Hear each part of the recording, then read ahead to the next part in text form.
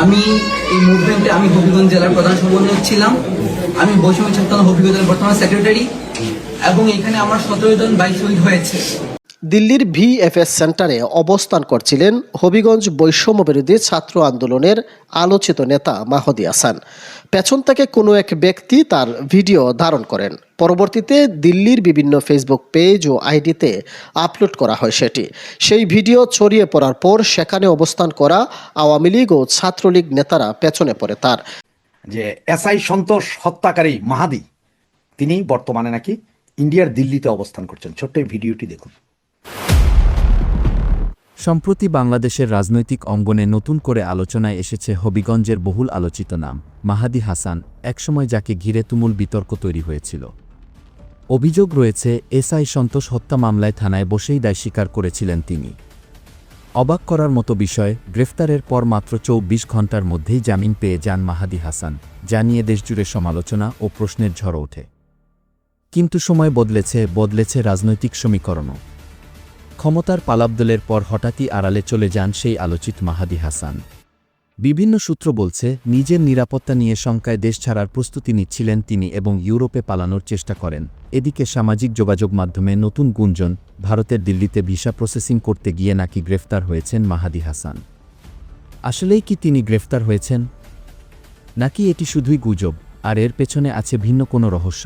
চলুন দর্শক, পুরো ঘটনার সত্যতা ও বিস্তারিত জানব আজকের এই প্রতিবেদনে। দিল্লির ভিএফএস সেন্টারে অবস্থান করছিলেন হবিগঞ্জ বৈষম্য বিরোধী ছাত্র আন্দোলনের আলোচিত নেতা মাহদী হাসান। পেছন থেকে কোনো এক ব্যক্তি তার ভিডিও ধারণ করেন। পরবর্তীতে দিল্লির বিভিন্ন ফেসবুক পেজ ও আইডিতে আপলোড করা হয় সেটি। সেই ভিডিও ছড়িয়ে পড়ার পর সেখানে অবস্থান করা আওয়ামী লীগ ও ছাত্রলীগ নেতারা পেছনে পড়ে তার। মাহদীর নাম পরিচয় উল্লেখ করে তাকে জুলাইয়ের আত্মস্বীকৃত খুনি বলে প্রচার শুরু করে এবং হুমকি দেওয়া হচ্ছে। একই সাথে তার মোবাইলেও হুমকি আসছে বলে জানিয়েছেন মাহদী জানান, ফিনল্যান্ড যাওয়ার জন্য তিনি ভিসা সংক্রান্ত কাজে দিল্লির ভিএফএস সেন্টারে গিয়েছিলেন। তিনি সেখান থেকে আজ দুপুর 1টার দিকে বের হয়ে হোটেলে আসার পর তার মোবাইলে বিভিন্ন অপরিচিত নম্বর থেকে মেসেজ ও কল আসতে থাকে। এসব মেসেজ ও কল দেখে তিনি বুঝতে পারেন কেউ তার অজান্তে তার বর্তমান অবস্থান, মোবাইল নম্বর এবং অন্যান্য ব্যক্তিগত তথ্য সামাজিক মাধ্যমে পোস্ট করেছে। ফেসবুক ও এক্সে মাহদীকে নিয়ে ছড়িয়ে পড়েছে অসংখ্য পোস্ট, যার বেশিরভাগ পোস্টেই এই ভিডিও সংযুক্ত করা হয়েছে।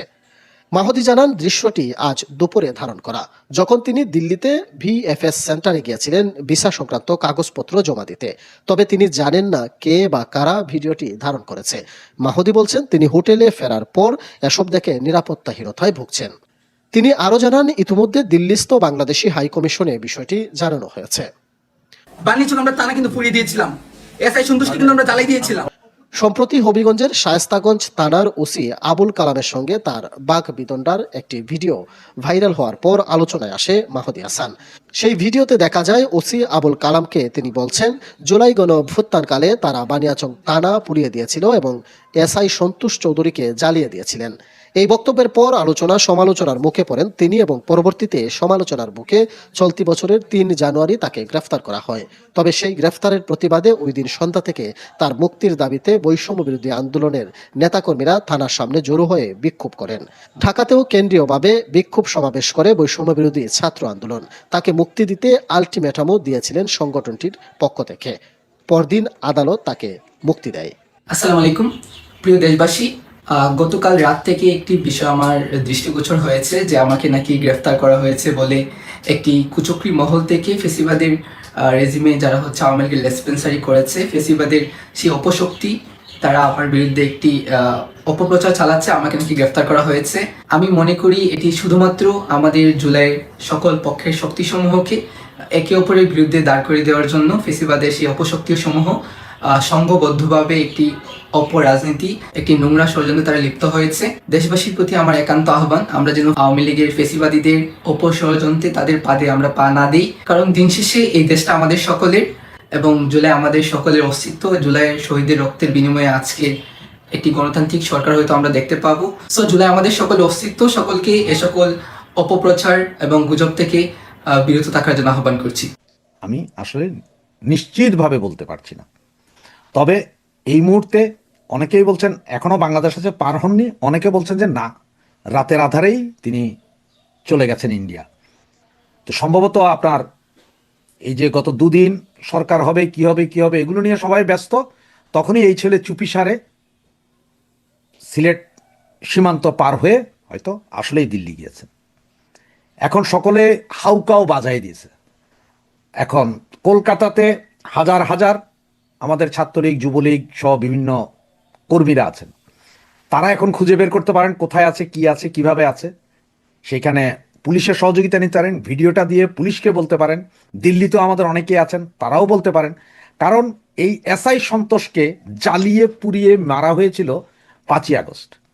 সেদিন সেনাবাহিনী সমস্ত পুলিশকে নিয়ে যাওয়ার পরে সেনাবাহিনীর সহযোগিতায় বা সেনাবাহিনীর ইচ্ছায় এসআই সন্তোষকে তুলে দেওয়া হয়েছিল নাকি এই হায়নার হাতে।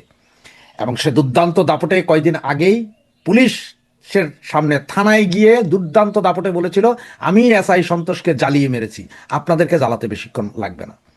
তাকে অ্যারেস্ট করার পরও আসিফ নজরুল এবং ডাক্তার ইউনূসের কারণে ছেড়ে দিতে বাধ্য হয়েছিল। তো এখন সে কি আসলে কি দিল্লিতে চলে গিয়েছে কিনা, তবে যতটুকু ইনফরমেশন আছে সে দিল্লি টু লন্ডন আসার কথা আছে।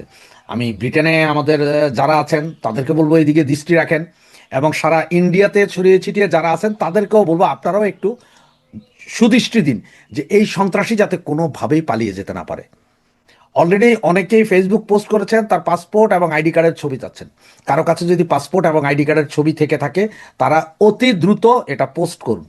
নিজেরা পোস্ট করতে না কাউরে দেন, তারা পোস্ট করুন যাতে এই সন্ত্রাসীকে ভাগতে দেওয়া না হয়।